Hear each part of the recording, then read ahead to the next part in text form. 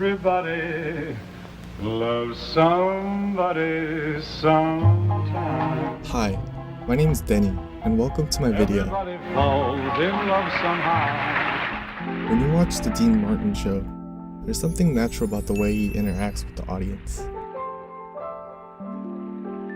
The show is full of surprises. If you were a guest, you never knew quite what to expect. As a matter of fact, if you were Dean, you didn't know what to expect. History of television, the Dean Martin Show is really one of a kind. Fresh, spontaneous style that Dean brought to television, a style that kept his show right on top for almost a decade.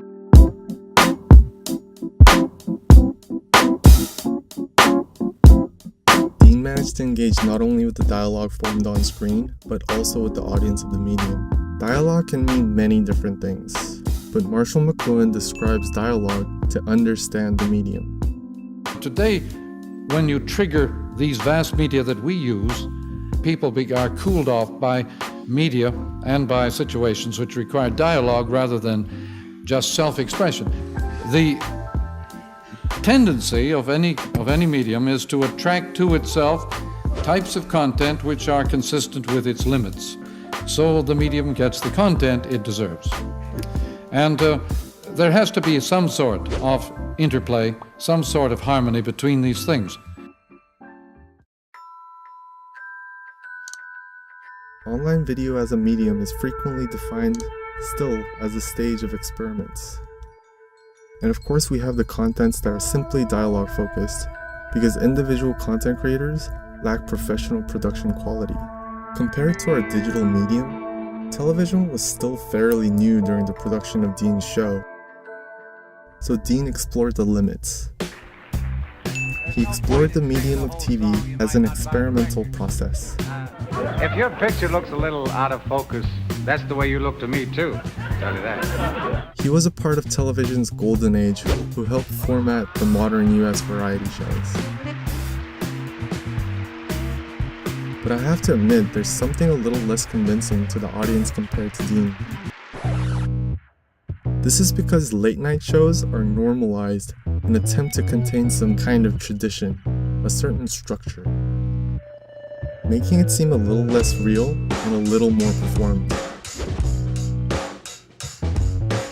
These days, there's a lot of TV shows with all types of variety hosts.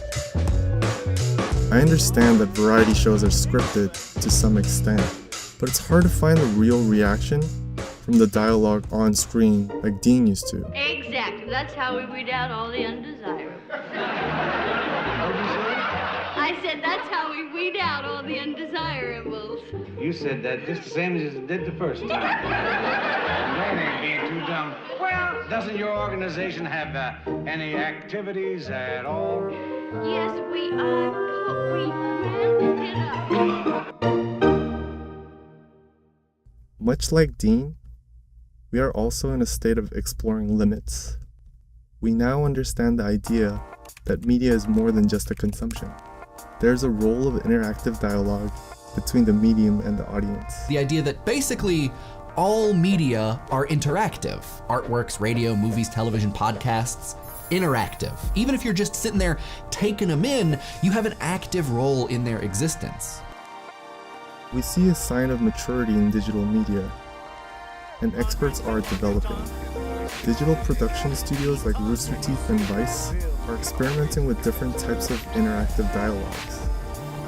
Dialogues that require more design within the environment of screen space. Dialogues that utilize the potential of visual and sound effects. Early TV took its cues from print, radio, and film. For media production, we can divide time and money into three things. It comes down to preparation, recording, and editing. And actual recordings using camera equipment can get very expensive. So the production focused more on preparations to get those scenes right before the actual recordings. Preparations that include polishing the scripts, rehearsing the performance, and setting the scene just right before they get to the process of recording the scene. But Dean was known for his lack of rehearsals and doing things just once. A show where the star never rehearsed. True, he'd come in at the last minute after the rest of the cast had worked and slaved all week. And for the most part, he did everything just once. There are well-heeled shooters everywhere, everywhere. There are well-heeled shooters everywhere. I think he was actually using the television's new ability to record more during the production. An opportunity to make more mistakes on screen than the previous prep-heavy medias that spent more time on scripting and practicing rehearsals. And to this day, this is the longest they have ever.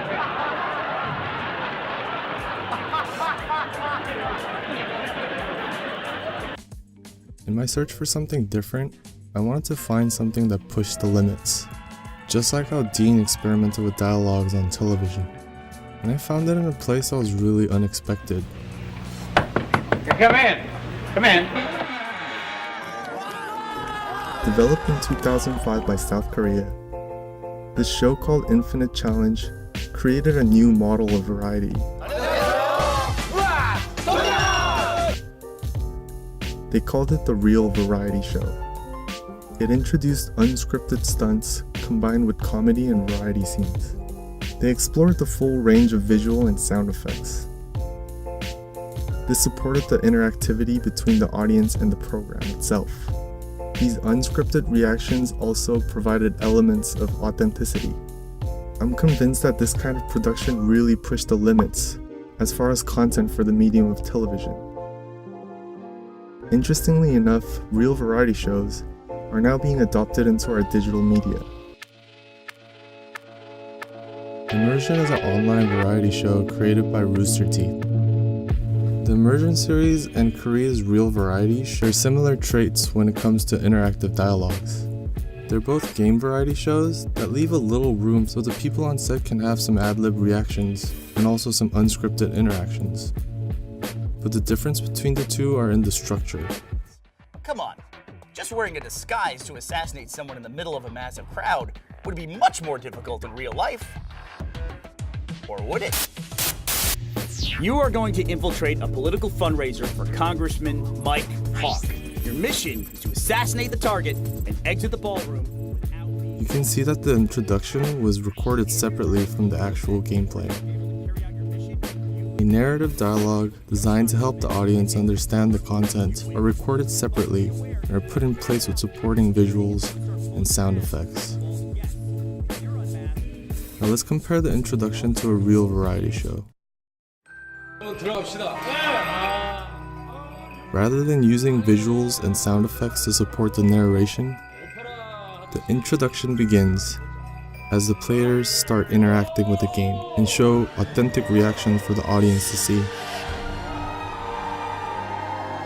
Instead of creating a script to introduce the game and use the effects to support the script, they utilize the editing process to cut and add effects on the content itself. This actually gives a more natural dialogue to the audience, directing your attention to the interactions on screen rather than a separate narration that can sometimes break the rhythm of the actual content. The real variety style of edit helps capture and link real moments. Moments that can create a story and provide a rhythm. And the visual and sound effects are used to support the interactions in that moment.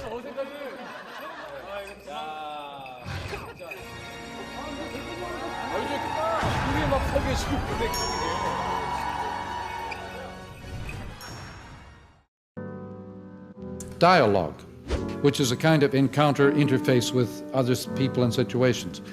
Dialogue can be defined as a portrayal of interactions between two or more people. We try to understand how people connect and the importance of empathy when creating dialogue. We live in a digital culture that let us realize how valuable empathy can be when used to design a digital product or creating a storyline for a Pixar movie. But the subject of empathy is more than a narrative dialogue that can help us understand things. As you can see from the examples of real variety, edits and effects can be created to enhance empathy, enhance the emotions that support the interactions within the dialogue. And I want to experience the digital culture that experiments and understand what interactive dialogue can be.